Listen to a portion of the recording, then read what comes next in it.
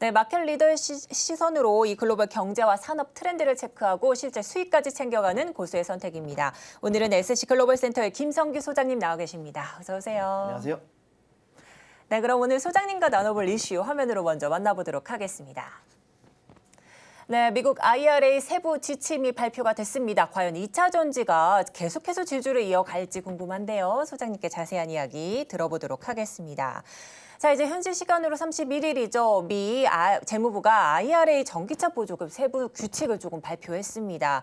현재로서는 국내 주요 배터리 업체들이 현행 공정을 좀 바꾸지 않아도 보조금 조건을 충족할 수 있게 됐다며 업계와 정부는 좀 환호하고 있는데, 그렇다면 이제 지난주 발표된 IRA 세부 지침 내용 이 화면으로 잠시 만나보도록 하겠습니다.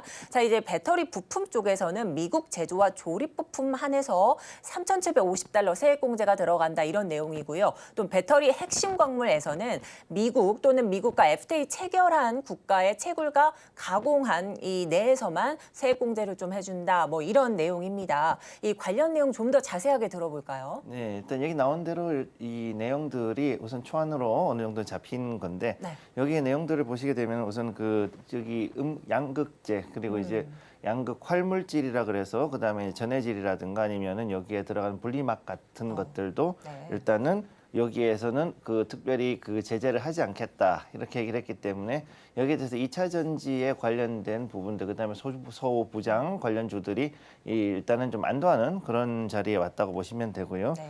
그래서 현재까지 봤을 때 국내 2차 전지 업체, 그다음에 여기에 관련된 업체들은 그래도 약간은 좀 피해는 가지 않는 그런 상황에 왔다, 이렇게 보시면 되겠습니다. 네, 그렇습니다. 현재 한국 국내 2차 전지와 또 전기차 업체들은 그래도 안도하는 이런 분위기다, 이렇게 말씀을 좀 해주셨습니다. 자, 그런데 이번에 미국 정부가 이번 지침에서 이 중국 등 일명 뭐 우려 국가에 대한 구체적인 언급은 좀 없었습니다. 네, 이에 대한 해석이 조금 다소 엇갈리는 모습이긴 한데요. 하지만 중국 의존도가 좀 높은 우리 기업에는 좀 호재라는 의견도 있지만, 또한 반대로 또 중국이 미국 시장에 진출할 수 있는 우회로가 좀 생겼다는 이런 평가도 좀 있습니다. 소장님은 좀 어떻게 보시나요?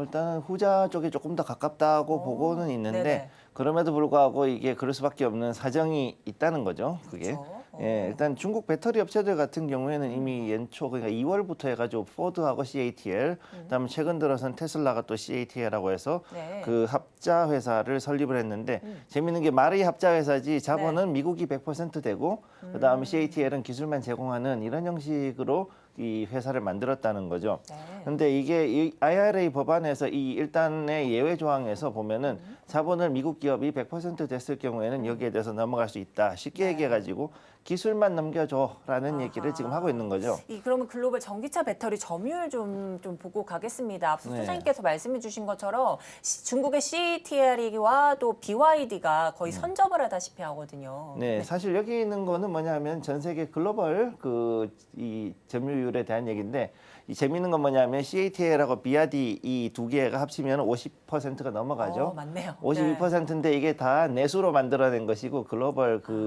수출에 대한 걸로 얘기하면 얘기가 좀 달라집니다. 네네. 그래서 수출을 부문에서 중국을 제외하고 얘기를 하게 되면 LG 에너지 솔루션이 현재 1위를 차지하고 있고, 그 다음에 이제 BYD가 차지를 하고, 네. 그다음에 파나소닉이 따라가는 이런 형식으로 해가지고 들어가고 있습니다. 네네. 그래서 이런 걸로 보면은 지금 이 모든 것들이 그 지금까지 해가지고 중국이 상당히 많은 리튬이라든가 각종 광물들을 생각보다 많이 채굴하고, 그래서 오히려 시장의 매너움에 따라서 가격이 지금 조금 인하되는 그런 상황에 들어와 있죠. 네. 지금 여기 그 중국의 글로벌 그 원자재 추이를 보시게 되면 네. 평균이 한 75% 이상을 채굴권을 중국이 가지고 있는데, 네. 여기서 좀 봐야 되는 게 리튬이 저기 왼쪽에 제일 왼쪽에 보면 있거든요. 네네. 요거 같은 경우는 이제 한 20% 30% 정도로 나와 있고, 네.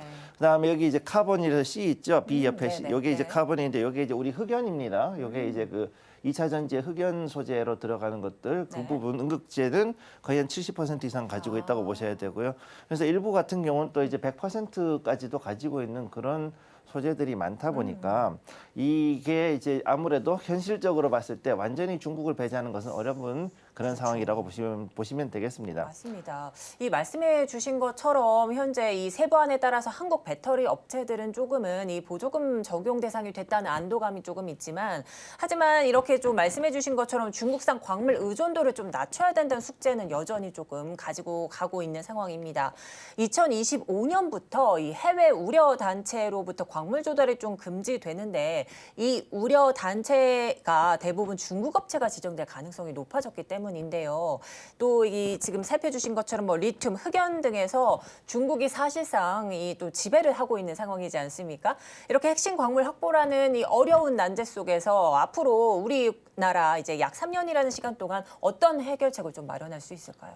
일단 지금은 정부가 그 기업하고 같이 해가지고서 어느 정도 그 자원 채굴에 대해서 조금 눈이 이제 약간 돌아갔습니다. 그쪽으로 약간 이제 시선을 좀 돌렸기 때문에 시선을 돌려서 거기에 대해서 어느 정도 성과가 지금 나온 부분도 있고, 그다음 두 번째는 이제는 기업들뿐만이 아니라 국가 간에도 여러 나라가 공동 개발로 들어가서 이제 그 특히 이제 남미의 그 리튬 트라이앵글 그래서 그 리튬이 많이 나오는 3개국이 있습니다. 네네. 이 지역에 대해서 공동 개발을 들어가는 거라든가 뭐 이런 여러 가지들이 지금 나오고 있는데 네. 추후에 나오는 규제들로 봤을 때 2027년까지 단계적으로 더 강하게 돼 있으니까 이거를 봤을 때는 미국이 아무래도 그때까지는 자국 내에서 이 리튬을 비롯해 가지고 거의 모든 자원 개발을 끝낼 수 있다라는 그런 어느 정도의 계산이 나왔다라고 보는 거죠. 네. 그래서 여기를 봤을 때는 지금 현재 미국 같은 경우는 자국 내에 그 폐광으로 했던 그 곳 특히 뭐 붕산 광산 이런 데를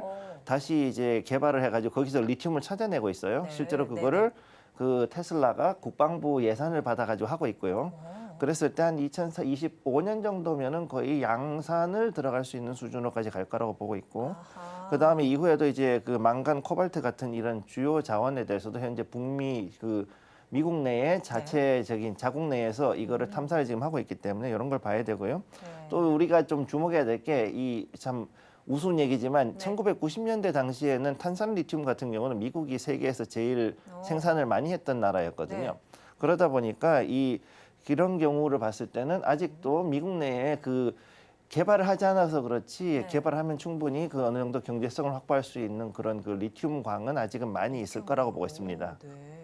이 미국 자국 내에서 또 중국 의존도를 조금 줄이기 위해서 또 채굴과 채취를 좀 하는 과정 이렇게 조금 설명을 해주셨는데, 자 이제 앞서 또 IRA 법안 다시 한번 좀 말씀을 좀 드리자면 2차 전지 쪽에서는 좀 득이고요. 또 완성차 좀 차원에서는 좀 실이 되겠다 이런 말을 좀 하고 있습니다. 그렇기 때문에 현재 현대차도 대응 방침 마련에 총력을 조금 다 하고 있다라는 이런 말도 좀 있는데, 그렇다면 이번에 발표된 세부 지침이 뭐 현대차나 기아 같은 완성차에는 어떤 영향이 조금 가해질지 궁금합니다. 일단 제일 중요한 거는 완성차 업체들이 지금 그 미국이든 어디든 글로벌 완성차 업체들은 전기차를 하는 곳은 자체적으로 어떻게든 이 배터리 혹은 이제 배터리 팩을 만들려고 노력을 하고 있다는 거죠. 그렇죠. 근데 여기에 대해서 정말로 이제 제대로 그거를 구현할 수 있는 게 테슬라하고 현대기아 차밖에 없거든요, 전 세계적으로. 그래서 이제 그 플랫폼 자체는 이제 eGMP 같은 이런 그 플랫폼을 이미 현대기아차가 가지고 있기 때문에 이거는 문제가 없고, 특히 이제 현대차 같은 경우는 올해 들어와서 알라바마 공장에서 이 전기차 생산을 개시했습니다. 그래서 아이오닉 5를 미국에서 생산한 물건을 이제 이 판매를 할 경우에는 여기에서 역시 보조금을 받을 수 있기 때문에 IRA 규제 요건이 충족이 돼 있고, 그다음 기아 같은 경우는 현재 조지아주 공장에서 지금 그 텔루라이드라고 요즘 굉장히 뜨는, 우리나라에는 안 나오지만 아무튼 그 미국에서는 굉장히 그 유명한 그 SUV가 있거든요. 그게 이제 또 그 전기로 가고 또 하이브리드도 나오고 있기 때문에 이런 것들이 생산이 진행이 되면은 앞으로 그런 부분도 좀 좋아질 거라고 보고 있습니다.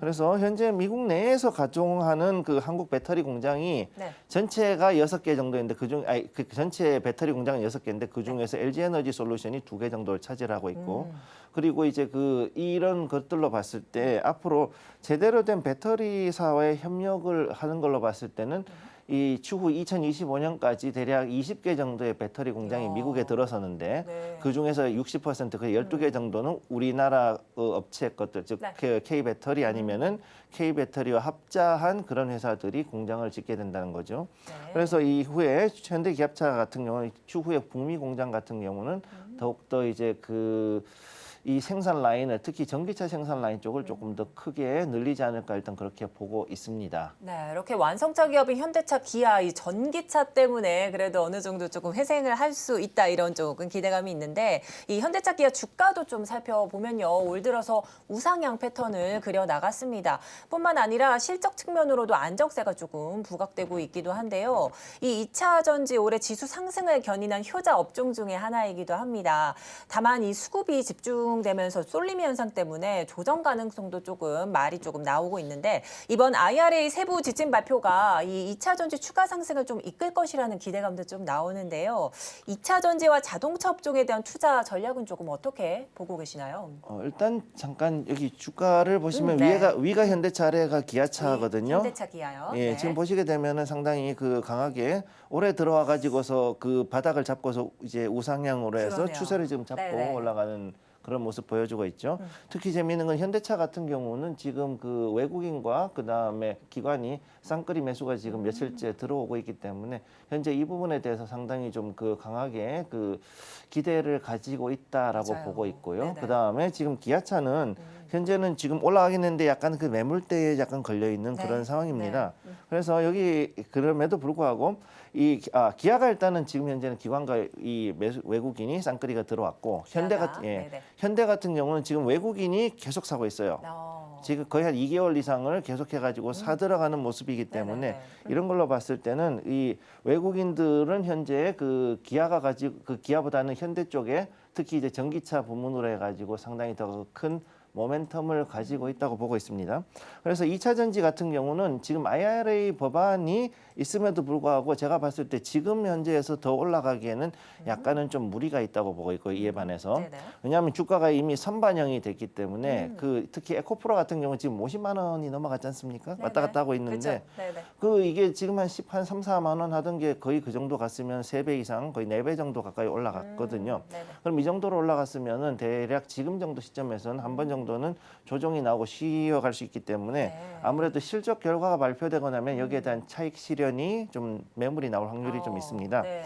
그래서 2차 전지하고 관련 소부장은 아무래도 지금 조금 쉬어갈 수밖에 없는 좀 그런 상황에 와 있다고 보고 있고요. 지금 굉장히 과열돼 있는 분위기니까 여기에 아무래도. 올라타면은 좀 어려울 수 있다라고 말씀드릴 수 있습니다. 네. 단 이제 제가 볼 때 자동차 관련주들은 사실 지금 조금 매물대에 와 있거든요, 둘 다. 네네. 그러니까 요거는 이제 한 1분기 실적 발표를 전후해 가지고 일단 내용을 보고 난 다음에 그리고 나서 진입 시점을 좀 잡으시는 게 더 나을 거라고 보고 있습니다. 네, 이렇게 해서 2차 전지 관련주 좀 짚어주셨는데 유튜브 시청 댓글로 이제 시청자님 찐이님이 좀 질문을 주셨습니다. 2차 전지가 좀 끝물이라 조금 우려감이 있는데 그렇다면 2차 전지주 신규 접근은 그렇다 치더라도요. 현재 보유하고 계신 분들은 또 어떤 전략을 취해야 될까요? 보유하고 계신 분들이 이제 어떤 자리에서 매수를 하셨느냐 쉽게 해서 매수 포지션이 어디냐에 따라 달라지는데 최근에 들어오셨다면은 아무래도 약간이 그냥 가능하면은 이제는 크게 더 접근하는 건 위험한 시점에 왔거든요.